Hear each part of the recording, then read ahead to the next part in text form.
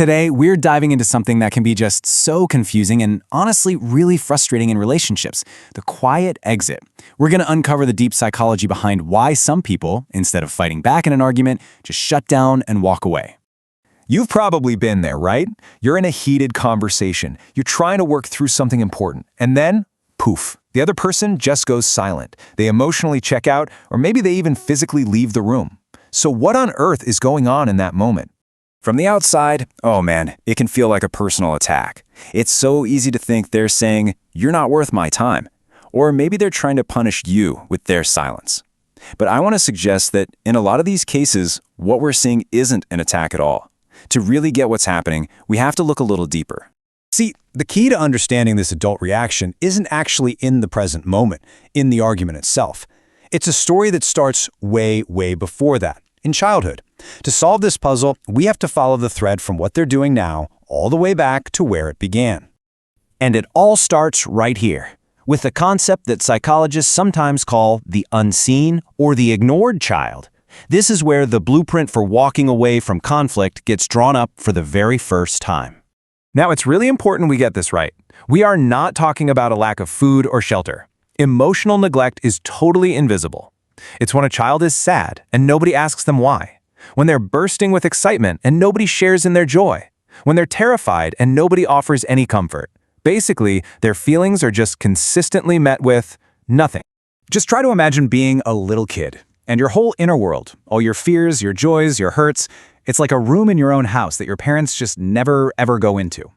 It's incredibly lonely, and you learn really fast that this huge part of who you are is meant to be kept private, silent, and totally unseen.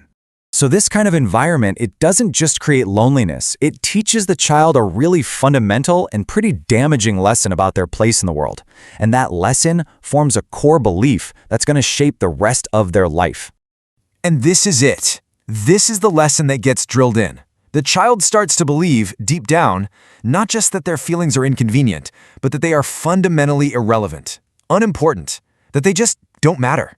And that becomes the quiet hum in the background of their entire life. Every single time they try to show an emotion, and they're met with that same silence or dismissal, the lesson gets stronger. To show how you feel is to ask for something nobody is willing to give. It means you're needy, you're difficult, you're a burden. And so, eventually, they just learn to stop asking. So what does a child do when they learn they can't rely on anyone else for emotional support? Well, they adapt. They build a coping mechanism, a defense that's going to define their relationships for years and years to come. You can see how it happens, right? Step by step. First, their emotions get ignored by everybody else. So, second, they learn to ignore those emotions themselves. They just push them down. Since no comfort is coming from the outside, they have no choice but to learn how to soothe themselves. And all of this leads directly to this fierce, almost compulsive self-sufficiency. We tend to think of independence as this great thing, right? But this is something else. This isn't a choice. It's a fortress built out of pure necessity. Every single time a feeling got ignored, that was another brick in the wall. The goal isn't really to be strong. The goal is to be safe. Safe from the pain of being dismissed ever again. Okay, so let's fast forward. That child is now an adult, and they're in an argument with you.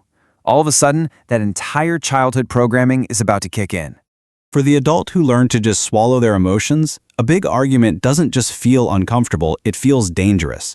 It triggers a state of what we can call psychological overload.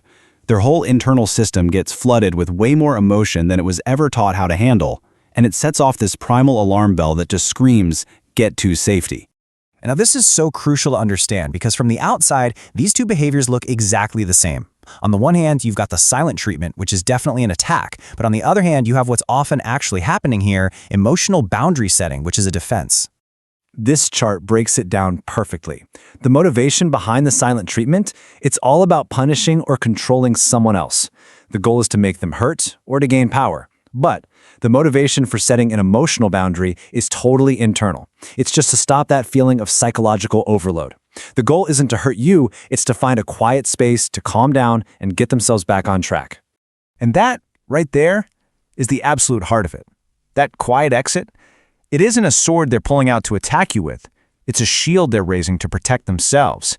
It's a desperate, last-ditch effort for self-preservation when all the alarm bells inside are screaming. And so it all comes full circle. The child who's unseen learned that big emotions are dangerous and unmanageable. The adult they grew into never unlearned that lesson. For them, walking away is the only tool they've got. It's the one strategy they know that actually works to turn down the volume before their whole system just shorts out completely. So, the biggest thing to take away from all this is to maybe see it differently next time. When someone walks away, it might not be about you at all. It's so often a deeply learned response from their childhood, a defense against feeling totally overwhelmed, and at the end of the day, it's an act of setting a boundary, not a way to inflict punishment. And that kind of leaves us with one last thought. When we see someone pull back into silence, we usually assume they have nothing to add. But what if the opposite is true?